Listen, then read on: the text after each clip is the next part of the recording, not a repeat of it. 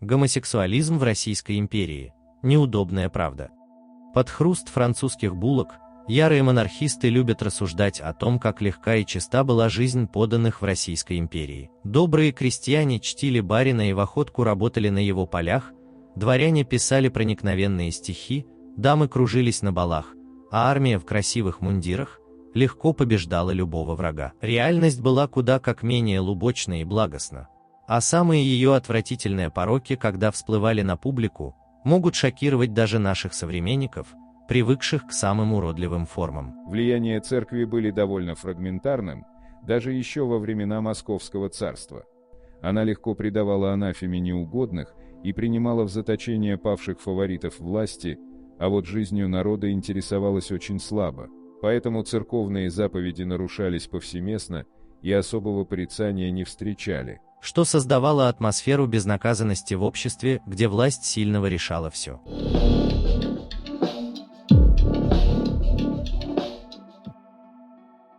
Иностранцы, побывав в Московском царстве, отмечали широкое распространение мужского гомосексуализма среди всех слоев. Не ожидая такого от христианской страны, очевидцы приписывали это развращающему влиянию Азии, где Османской империи.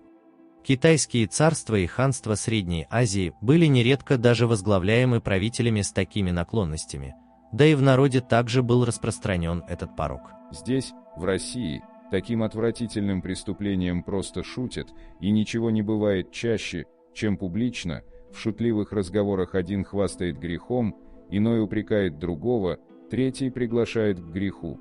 Недостает только, чтобы при всем народе совершали это преступление.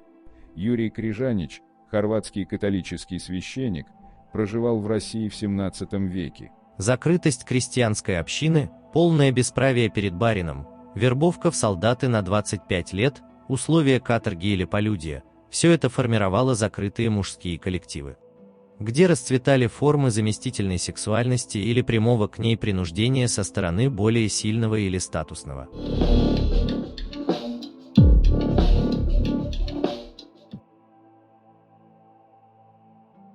Общественные бани, армия и военные училища, каторжные места считались основными рассадниками мужчин-гомосексуалистов в императорской России. Скабрезные стихи Лермонтова, Пушкина и Баркова не оставляют сомнений в очень широком распространении этого явления среди русского дворянства и в меньшей степени крестьянства. По свидетельству публициста конца XIX века Шашкова, противоестественные пороки распространены ужасно. Педерастия свирепствует не только на Кавказе и других азиатских местностях, но и в Петербурге, и везде, даже в деревнях. Она распространена в войсках и особенно в закрытых учебных заведениях. Напротив, другой исследователь села, князь Костров, отмечал, что в сибирских деревнях этот порок почти неизвестен. К ответственности по обвинению в педерастии, согласно сведениям уголовной статистики, в период с 1874 по 1904 годы в России к суду было привлечено 1066 мужчин и 4 женщины, из которых 440 мужчин было осуждено, все женщины были оправданы. Нужно понимать, что до суда подобные дела доходили только в каких-то крайних формах, возмущавших общественность. 90% же явлений оставалось скрытыми от общественного взора. Уже в 1860 году предметом судебного разбирательства стала проституция в петербургских банях артелей банщиков. В деле об артели развратников, слушавшегося в суде Петербурга в 1866 году, Василий Иванов, банщик 17 или 20 лет, показал, что пошел работать в баню, где уже трудился другой крестьянин из его родной деревни. Здесь земляки вовлекли его в практику сексуального обслуживания клиентов.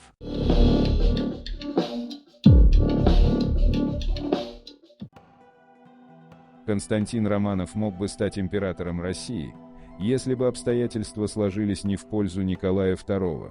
Двухметровый красавец пользовался успехом в обществе и обладал всеми талантами правителя, знал множество языков, был вхож в лучшие дома Европы, рассудителен и благочестив. Но себя он считал поэтом и романтиком, о чем писал в своих дневниках, а кроме того предпочитал он мужскую любовь. «На душе у меня опять нехорошо, снова преследуют грешные помыслы, воспоминания и желания. Мечтаю сходить в бане на мойке или велеть затопить баню дома, представляю себе знакомых банщиков Алексея Фролова, и особенно Сергея Сыроежкина.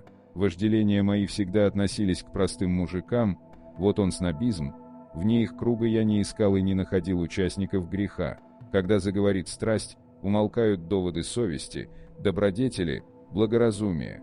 Меня называют лучшим человеком в России, но я знаю, каков на самом деле этот лучший человек.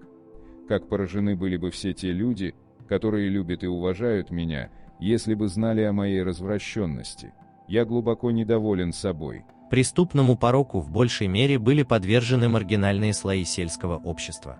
По мнению доктора Маржеевского, столичные гомосексуалисты находили себе партнеров среди молодых извозчиков, дворников, подмастерьев, одним словом, вчерашних выходцев из деревни. Профессор Тарновский, ссылаясь на мнение известных ему гомосексуалистов, сообщал, что по их отзывам русский простолюдин относится крайне снисходительно к порочным предложениям, барским наклонностям, как он их называет. В калужских селах противоестественные пороки за преступления не считались, над ними лишь смеялись.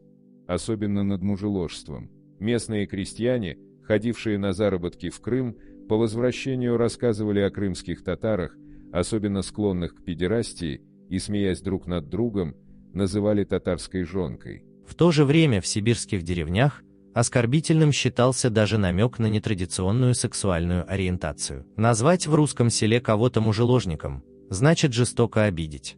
В феврале 1869 года крестьянин Боровлянской волости Барнаульского округа Томской губернии Михей Щукин назвал так крестьянина Матвея Усольцева. Хотя на суде он объяснил, что это была с его стороны шутка, но волостной суд присудил к штрафу за бесчестие в пользу обиженного в размере 3 рубля, а в качестве дополнительного наказания назначил ему 15 ударов розгами.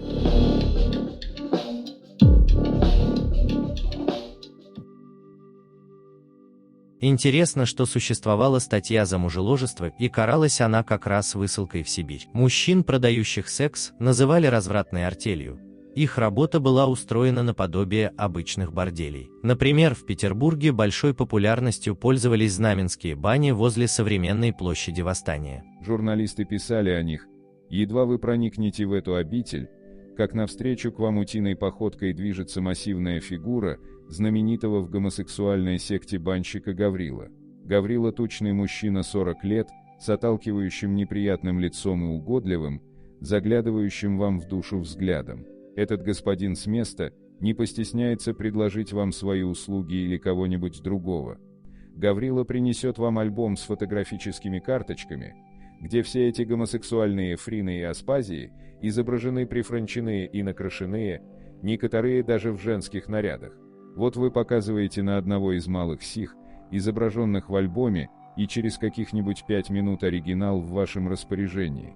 Тут же попутно сообщается цена». Для знакомства столичные геи использовали красные галстуки, носовые платки, использовали тайные жесты при просьбе одолжить табаку или сигарету. Состоятельных геев зрелого возраста называли тетками, они вечерами прогуливались по Невскому проспекту и искали юных кадетов под мастерий крестьянских мальчиков, после чего зазывали их в кондитерские или сразу к себе домой. Встречи геев одного статуса проходили в ресторане «Палкин». Анекдотические случаи известны в крестьянской среде, когда молодой крестьянин смастерил барыне ребенка, вот только оказалось, что одновременно с этим он состоял в отношениях и с самим барином. Но если речь шла о сверстниках, гей-встречи резко расходились по сословиям.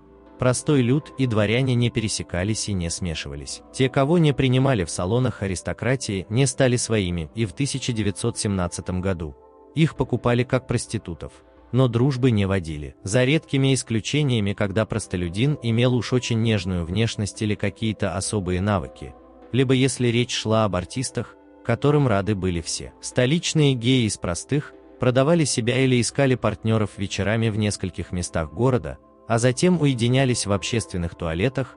Богатые тетки закатывали целые балы с десятками участников, завершавшиеся оргией.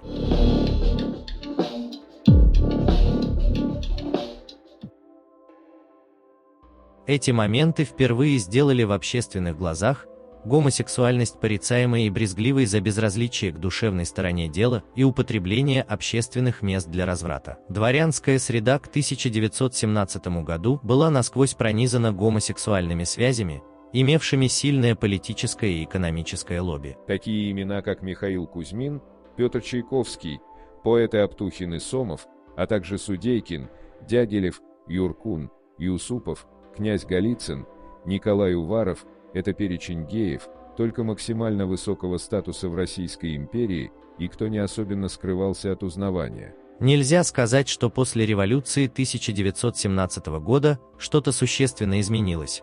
Даже в пуританском СССР Сталина находилось место для гомосексуалистов Луначарского и Ежова. Понравилось видео? Ставьте лайк и подписывайтесь на канал.